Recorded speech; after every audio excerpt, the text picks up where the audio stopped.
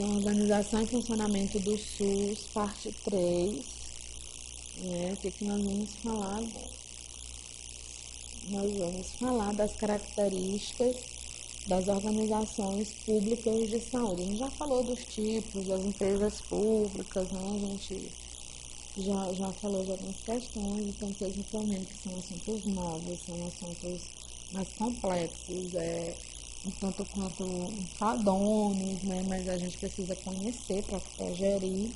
E assim, por favor, leiam e releiam a partir de vocês, né? E pesquisem, porque são coisas muito novas, né? Uma aula só, a gente pode ser que não dê para fixar tudo. Utilizem esses slides também para estudar, complementando, depois traga alguma outra coisa de exemplo nos slides que pode estar facilitando a compreensão de vocês, ok?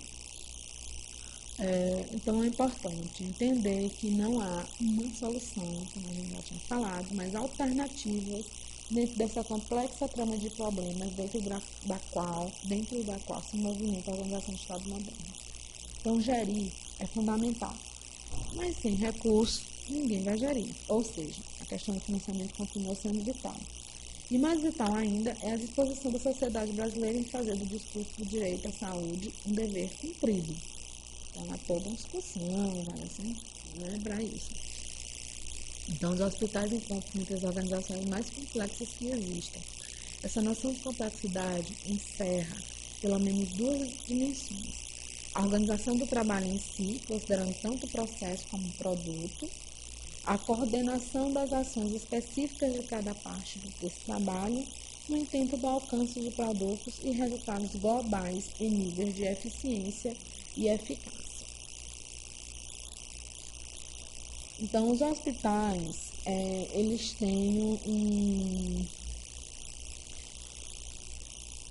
os demais serviços de saúde, o que importa é a configuração profissional. Nas organizações profissionais, a variável mais expressiva está no fato de que o trabalho finalístico próprio de seus que a gente chama de centro operacional exige qualificação de nível elevado e que são pouco passíveis de formalização e normatização. É como o exemplo que eu estava dando na aula anterior do posto de saúde que tinha 25 pessoas. Se essas pessoas não têm qualificação de nível elevado, não há como esse centro operacional funcionar, elas vão ficar se batendo lá dentro da UBS. Né? Então, nos serviços de saúde, eles têm essa complexidade, eles requerem essa qualificação de alto nível. E, ao mesmo tempo, o profissional ele é portador de habilidades construídas independentemente da organização. Eu posso me qualificar, estando no hospital, eu posso fazer um curso de perfusionista, posso fazer um outro curso e me qualificar. Por fora, né, de órgãos classistas, científicos, de base corporativa. Por isso, e por consequência, acontece, se eu me qualifico por fora, eu vou ter uma fraca vinculação entre o profissional e a organização, em que o primeiro depende da segunda apenas para prover os meios necessários à sua prática, já que a prática é bastante determinada por si mesma. Nas organizações profissionais, o papel dessa tecnoestrutura é limitado. No caso de um hospital, seus médicos, por exemplo, têm controle sobre o seu trabalho. E no caso da universidade, a título de outro exemplo, seus professores ou pesquisadores. Então, assim, a tecnoestrutura que a gente chama o próprio hospital, ele não tem controle. Ele não tem controle sobre o que acontece, por exemplo, no centro cirúrgico. Se, por exemplo, o médico decidir usar um fio de ouro e não usar aquele fio de algodão que serviria para a mesma coisa, ele não tem o gestor como intervir nesse centro operacional. Esse controle é do médico. A mesma coisa, por exemplo, na universidade. O reitor não tem, ou a reitoria, ou os pró-reitores, de ver como que o professor vai ministrar uma aula com a metodologia um dia X, Y. Ele não tem domínio sobre a tecnoestrutura, não tem domínio sobre esses profissionais. Então, os profissionais vão tentar sempre controlar a organização para manter e até mesmo para repassar o seu poder sobre as decisões que influenciam o seu trabalho. Né? Isso, logicamente, se eu detenho o meio, né, eu detenho a competência, eu vou tentar controlar a organização. Assim. Então, a autonomia profissional tende a favorecer a segmentação em grupos profissionais com interesses divergentes. Dentro do hospital você vai ver que tem um grupo da enfermagem, aí na enfermagem tem vários grupos, né? No hospital do nível médico, tem um grupo dos médicos cirurgiões, dos anestesistas, dos clínicos. Então, com cada um desses profissionais, eu trabalhei muito com isso, eu tinha os médicos clínicos, do ambulatório, com o cirurgião. Cada um vai ter interesse. O cirurgião quer que atenda muita gente, porque ele tem que operar muito, porque ele vai ter que produzir, o clínico também, mas aí tem dentro do clínico nós temos o psiquiatra, olha, eu quero atender muito, eu quero atender só dois. Então são interesses divergentes, o que explica a dificuldade de fazer mudanças na organização inteira. Como administrar esses conflitos e esses interesses. É um dos desafios do gestor. Paradoxalmente, mudanças acontecem facilmente ao nível das unidades, justamente por causa da autonomia dos operadores. Tipo, eu não consigo mudar um macro, até com estrutura, mas lá na sala de aula, se eu disser assim, eu não vou trabalhar mais com metodologia tradicional, eu vou trabalhar só com metodologia ativa. Eu consigo fazer isso muito facilmente, né? Não vai ter problema nenhum, porque eu tenho autonomia enquanto operador. O médico diz, não vou mais usar fio de ouro, vou usar só fio de algodão. Tem autonomia enquanto operador. Mas existem esses desafios, né, para a administração pública, principalmente a centralização da administração, a posição associada à sua lógica burocrática e também impacta fortemente a performance das suas organizações. A limitada autonomia local é a sua contrapartida. Há dificuldade dos dirigentes para assumir objetivos claramente especificados nos níveis centrais. Assim, se não se sabe claramente o que se deve fazer e se também não se tem poder de decidir como fazer, em questão da autonomia, qualquer coisa que se faça pode ser apresentada como satisfatória. Então, assim, eu tenho uma chefia que não sabe quais objetivos. Se eu não sei o que é que eu quero, se eu não tenho poder de decidir, eu posso fazer qualquer coisa que fosse bom. Então, é isso que acontece muito hoje. Os serviços públicos ainda hoje são ocupados por interesses privados, né, sendo os seus cargos de direção disputados, segundo possibilidades de acesso a dividendos, como a gente já tinha falado, políticos, né, eu me ajudo, você me ajuda, né, assistencialistas, clientelistas e até mesmo econômicos. Eu financei sua campanha, agora eu quero que minha mulher seja secretária de saúde. Né? Isso também acontece, né? Então, assim, um instrumento importante para esse controle e fortalecimento, que é uma outra unidade, viu, gente, também, é o contrato de gestão. Né? O contrato de gestão ele vai fortalecer, que é a unidade 4, o sistema de saúde. Né? Então, assim, para que não ocorra esses nós, a questão da autonomia dos profissionais, a autonomia dos dirigentes, todas essas questões de conflitos, o contrato de gestão é uma ferramenta muito importante. Mas só que ele não tem que ficar na gaveta, ele tem que realmente ser utilizado e trabalhado com as metas dele de forma efetiva. Então, os gestores do sistema e redes e secretários de saúde, com suas estruturas específicas, possuem a função diferenciada. O contrato de gestão materializa essa inovação com elevado potencial de impacto. Eu tive a felicidade, né, de construir, junto com a equipe, né, ninguém constrói junto, ninguém constrói só, aliás. A gente tinha uma equipe de pelo menos umas 10 pessoas e várias pessoas do hospital, não era só a equipe da regulação, mas a equipe cirúrgica, equipe médica, a equipe da farmácia, xarifado, contador, administrador, multiprofissional, e a gente construiu um contrato de gestão, né? Foi o primeiro contrato de gestão do estado do Piauí. Eu fiquei na coordenação, né, desse processo, foi uma experiência muito interessante que eu vou tentar compartilhar com vocês ao longo da aula, para que você clareie esses processos aqui, não fique uma coisa tão burocrática ou tão, né, de papel. Realmente é um instrumento interessantíssimo de trabalhar. E foi complicado, assim, porque a gente tinha várias reuniões com a gestão.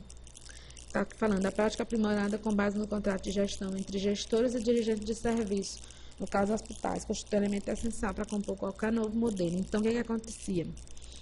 A gente tinha uma proposta, né, de metas, então são metas quantitativas e qualitativas, que a gente vai ver. Tem uma lei, né, que diz como é que a gente constrói, mas assim, cada lugar tem suas peculiaridades. E aí a gente senta na mesa com o gestor diz, eu quero isso, a gente diz, a gente só pode ofertar aquilo, aí eles querem ver o nosso potencial de equipamento, de máquina, aí tem que ver, por exemplo, o tomógrafo faz 10 tomografias por hora. Aí a gente põe para eles. A gente tem um tomógrafo, tem o médico, o técnico, o radiologista, e a gente pode ofertar 10 por hora. Aí eles dizem, mas eu não quero 10, eu quero 20. Aí a gente vai entrar num acordo, né? E é muito interessante a pactuação de objetivos, de práticas, de instrumento, entre todas as ações de saúde, no caso do hospital, e o mantenedor institucional do sistema, que é o gestor do sistema. E não é um gestor propriamente, ele toda a equipe, né? São de equipe para equipe, a gente mostra por que a gente só pode fazer aquilo, eles mostram por que eles querem aquilo, e a gente chega num denominador comum que consiga satisfazer a gestão, principalmente os usuários, que é o nosso objetivo, né? Mas aconteceu um fato muito interessante nessa contratualização. A gente oferta, acho que eu até falei isso em algumas salas de aula, a gente ofertava tomografia à tarde, e muitas, tipo 20, 30, e não aparecia ninguém, e pela manhã era lotado. Aí quando a gente foi fazer a contratualização, a gente falou isso para o gestor. Olha, não tem ninguém marcado para tarde, por que a gente vai ofertar? E ele está gastando equipamento profissional, energia, ar-condicionado e tudo enquanto não vem ninguém, o médico fica sentado. O que acontecia? As pessoas não tinham hábito aqui em Teresina de ter oferta à tarde, isso era pela manhã. E cultural, né? E aí a gestão, não, vamos divulgar isso para as unidades básicas, hospitais, tal. E aí a gente manteve a oferta à tarde, né? Então são vários pormenores que tem que ser discutidos. São mais ou menos umas 10 reuniões, gente. Menos do que isso a gente não fecha o contrato de gestão. Então essa contratualização é a formalização dessas relações pactuadas entre gestores e prestadores, estabelecendo obrigações recíprocas.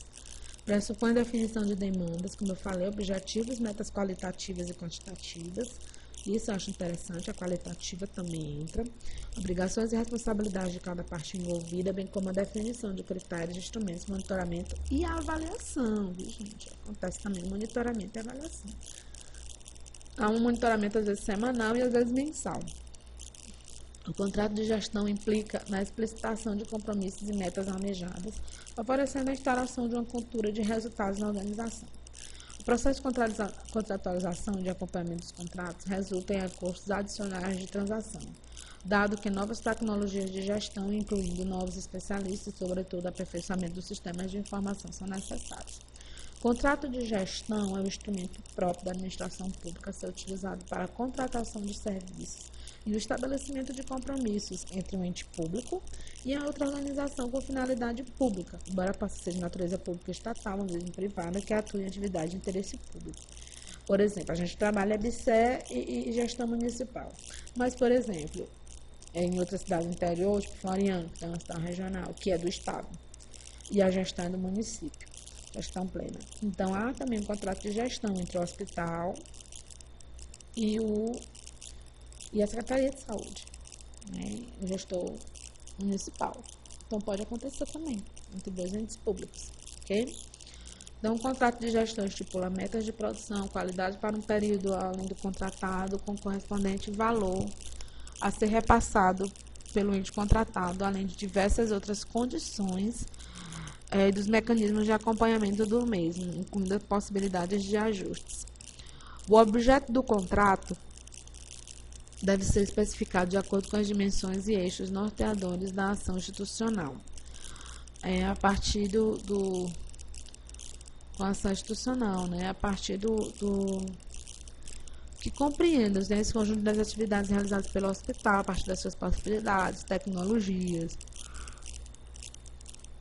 Olha a cultura aqui que a gente acabou de falar, né? A cultura de não fazer tomografia à tarde, né? De repente a gente tiraria a oferta da tarde e focava mais na manhã, então também tem a cultura. Mas no interesse maior do sistema de atenção. Atualmente, mais de 200 hospitais do país encontram-se utilizando em seus modelos o contrato de gestão, tendo eles também se expandido para os outros tipos de hospitais, como os filantrópicos. Ainda vamos falar um pouquinho da portaria a 1006, de 27 de maio de 2004, ela não foi revogada, gente, que cria o programa de reestruturação dos hospitais de ensino do MEC. Vocês viram que a gente colocou também uma outra portaria mais nova, 2013, que fala também desse processo de contratualização. Gostaria que vocês dessem uma olhadinha nela. Ela vai estar, né, tá postada, ela é muito interessante. E não deixem de olhar também essa portaria, tá? É uma portaria que a gente vai estar discutindo também alguns exercícios, porque eu acho que ela completa essa, né? Essa é a portaria 3.410 de 30 de outubro de 2013, né? Que ela fala da questão também dessa gestão. Então, essa portaria ela fala do programa de reestruturação dos hospitais de ensino do MEC. E para isso,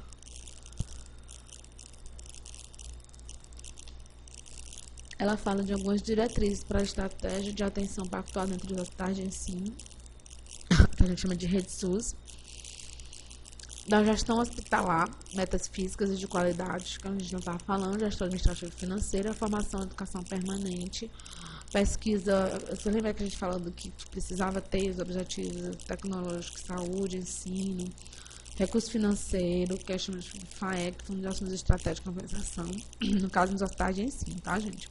Integra SUS, instrumento legal, convênio, plano objetivo, fluxos, plano operativo. Aqui é o nome do contrato de gestão, né? É esse 2004. A partir dessa portaria de 2013 já mudou. O nome não é mais plano operativo, vocês vão ver lá documento descritivo. Só mudanças de nomenclatura, né? De contrato de gestão, plano operativo, que a gente chama de plano operativo anual, POA, mas agora é DD, documento descritivo. Os fluxos, que deverão respeitar as instâncias de deliberação dos conselhos de pactuação, fluxo que decide são eles. Aí a portaria 3.410, eu coloquei ela até aqui nos slides, porque eu acho ela super importante, que ela estabelece as diretrizes para a contratualização de hospitais no âmbito do SUS, em consonância com essa Política Nacional de Atenção Hospitalar, e ela é muito recente. Tem esse asterisco 2013 aí, porque ela foi publicada só em 2014, foi no dia 30 de dezembro, né? Então, é um instrumento, fala do instrumento formal no artigo 22, de contratualização, que será composto por duas partes indissociáveis, que é o termo de instrumento formal de contratualização, que é um termo entre os gestores, e o documento descritivo, como a gente já estava falando, que é o antigo plano operativo. Esse documento descritivo é o instrumento de operacionalização das ações e serviços planejados de gestão, assistência, avaliação, ensino e pesquisa, de acordo com o estabelecido nesta portaria, acrescido das especificidades locais que acontece e anexo ao termo de instrumento formal de contratualização. Aqui é um modelo, gente, que a gente pegou, tá? Só para vocês terem uma ideia. Por exemplo, as metas quantitativas, aqui eu estou falando de ambulatório. Vocês vão ver aqui, ó, eu tenho, por exemplo, exames bioquímicos. Entra todo aquele leque. Depois a gente discrimina, por exemplo, por gestor, se ele não tiver alguma dúvida. Os exames bioquímicos. Aí nós temos uma meta mensal de 51 mil exames. Aí eu divido isso aqui por 12 meses, que é o tempo do contrato. Então, são 626 mil, tá? Meu Deus, essa coisa, mas aqui, como é um hospital de grande porte e regional, que vai atender todo o estado, então a gente tem metas. Aqui, por exemplo, de radiologia, aí fala de mamografia, são 145 mês, 870 anos. Densitometria, olha só, aí a gente especifica de quê? De coluna, não sei de quê, 509. Ultrassom, Doppler, colorido, de vaso, 133, ecocardiografia, Aí tem todas essas metas, né? Isso a gente falou das metas quantitativas. Vocês estão vendo aqui, gente? Desculpa. Metas quantitativas de ambulatório. Pode ter metas quantitativas da internação, do centro cirúrgico, também de vários setores. Aqui a gente senta com o gestor e vamos para a mesa colocar o que é possível, o que eles querem e o que é real, né? O que a gente pode conseguir. E aqui são as metas que a gente chama de qualitativas. Tem vários indicadores. Eu falei, eu foquei aqui no de gestão, que é o que nos interessa, por exemplo. É obrigatório na meta qualitativa ter o plano diretor de gestão ou plano de ação gerencial.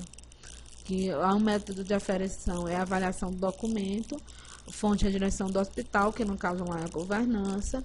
Aí se tem 4 pontos, está a implantação 2 pontos, aí vai pontuando.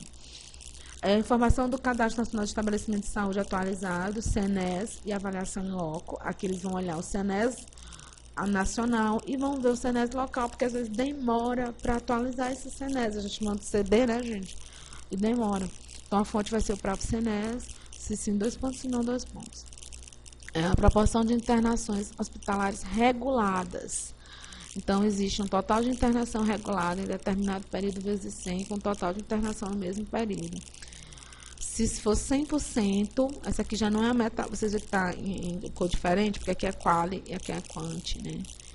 Mas tem outras metas, queda, acesso, várias coisas qualitativas.